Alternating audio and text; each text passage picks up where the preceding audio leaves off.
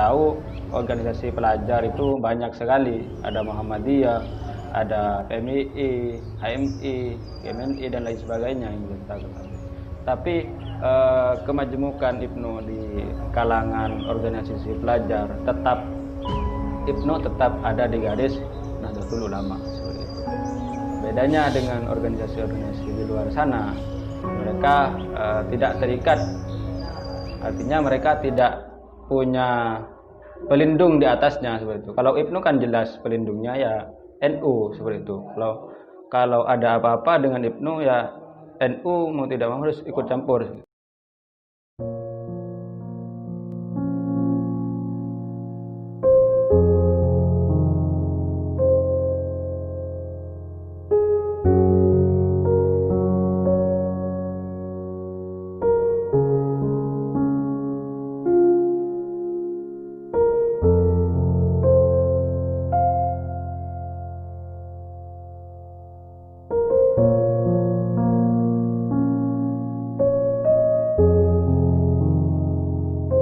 IPNU, IPNU Nikah, yang sebagaimana kita tahu IPNU itu adalah singkatan dari Ikatan Pelajar Nahdlatul Ulama. Pandangan saya terkait IPNU itu adalah organisasi pelajar yang ada di bawah naungan Nahdlatul Ulama tentunya. IPNU juga termasuk ke dalam badan otonom yang mana di sana tugasnya melaksanakan kegiatan atau menyampaikan dahulu dari para masyayikh ataupun yang dari atas misalkan pada tingkatan pelajar, baik itu di tingkat MTS, MA, mahasiswa. Intinya ya kalau IPNU itu umurnya dari 13 sampai 27 tahun. Itu pandangan saya terkait IPNU. Nah, IPNU itu juga adalah organisasi pelajar yang menaungi seluruh pelajar yang ada di bawah naungan Nahdlatul Ulama. Itulah intinya.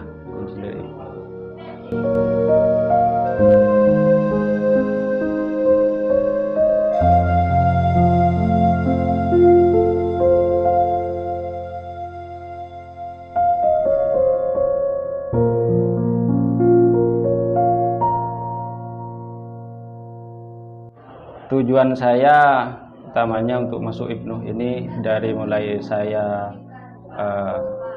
belajar di komisariat. Saya IPNU dari komisariat, yakni di MTS dan MA Al-Falah. Itu saya sudah masuk IPNU. Terus saya berlanjut jenjang saya ke PAC, pimpinan anak cabang. Sampai akhirnya saya masuk ke cabang seperti itu.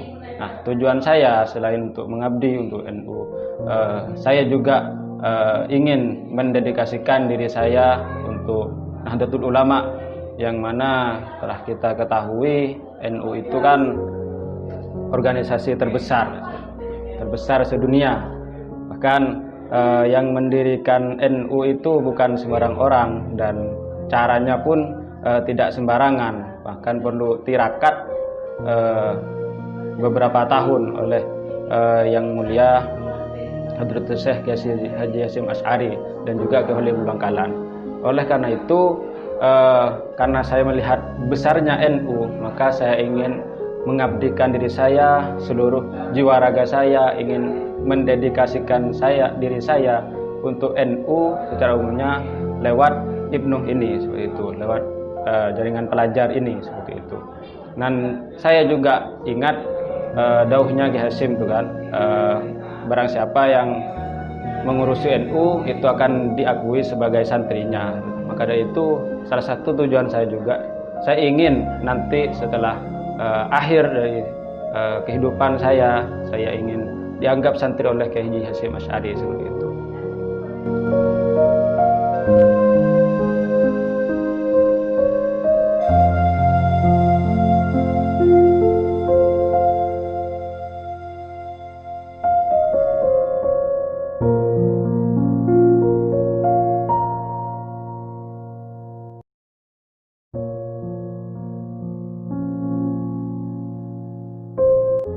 Yang membuat saya semangat, yang pertama yang pastinya orang tua saya.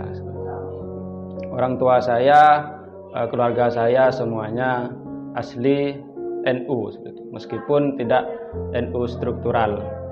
Ya mungkin dari paman-paman saya ada yang NU struktural, tapi kalau dari orang tua saya hanya kultural saja, ya kultural saja. Itu yang buat diri saya semangat terus mengabdi, karena dukungan dari orang tua juga seperti itu.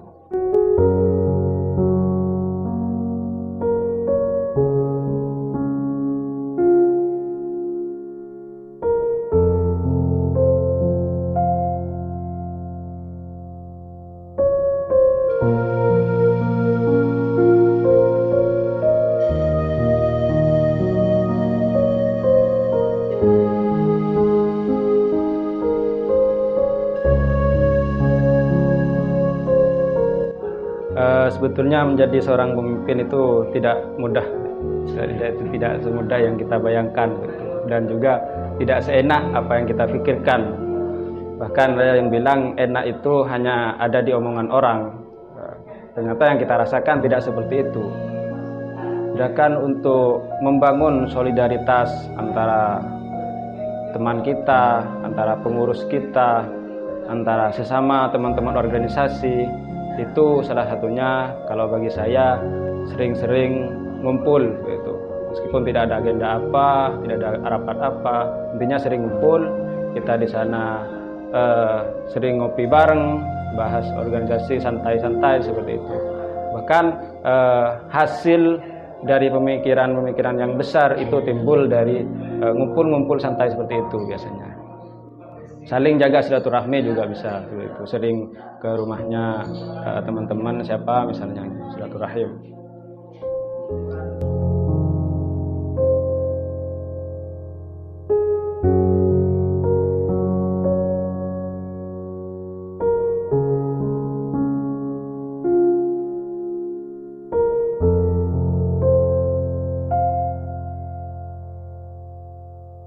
Perkembangan IPNU secara umum ya, dimulai dari baik itu tingkatan pusat di atas ya. IPNU yang kita tahu ya organisasi pelajar. Tentunya di IPNU itu di sana isinya para pelajar-pelajar yang mana pelajar tersebut pastinya punya pemikiran-pemikiran yang hebat seperti itu. Kayak dan juga setahu kita tingkatan IPNU kan ada dari mulai pimpinan pusat ya paling atas, dengan pimpinan wilayah, dengan pimpinan cabang, anak cabang sampai ranting, dan juga komisariat. Nah, jika saya melihat perkembangan IPNU dari zaman ke zaman itu lumayan pesat perkembangannya. Ya karena masa pelajar itu dari zaman ke zaman kan harus mengikuti era globalisasi ini. Mau tidak mau tantangan globalisasi ini harus kita hadapi kan seperti itu. Nah, maka dari itu seiring perkembangan zaman juga, era digital juga, IPNU secara keseluruhan, secara umum ataupun sampai tingkat bawah, menurut saya ya cukup pesat perkembangannya. Apalagi di Kabupaten Pamekasan ini. Sekarang sebelumnya di Kabupaten Pamekasan kan IPNU hanya dikenal di beberapa kecamatan saja. Alhamdulillah dari mulai kepemimpinan rekan-rekan sebelum saya, alhamdulillah sudah mendirikan PAC-PAC di zona barat ataupun zona Pantura juga sudah ada sekarang. Jadi sangat besar pengembangannya.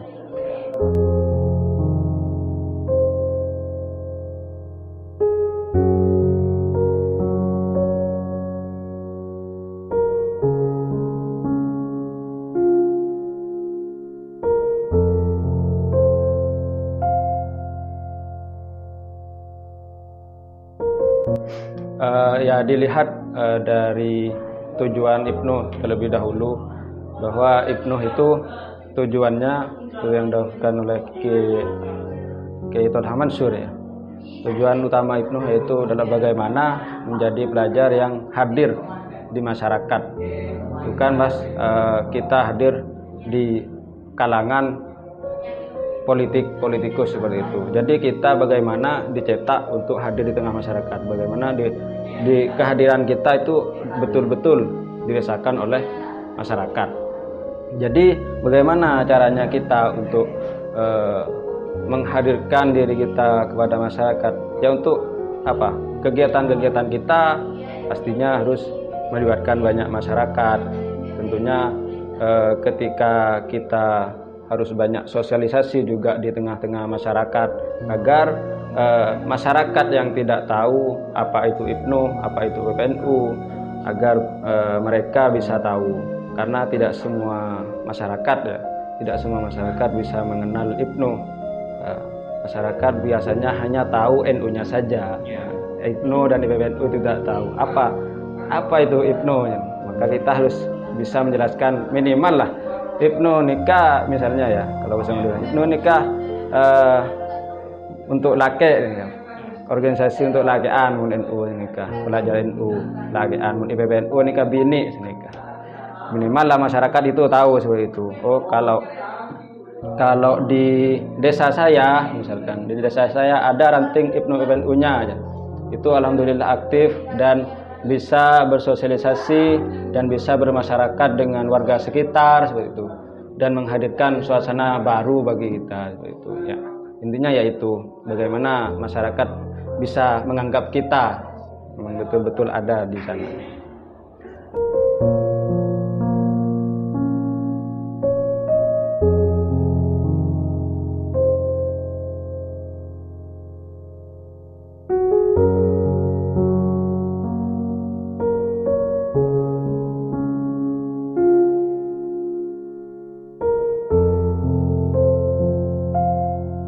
IPNO.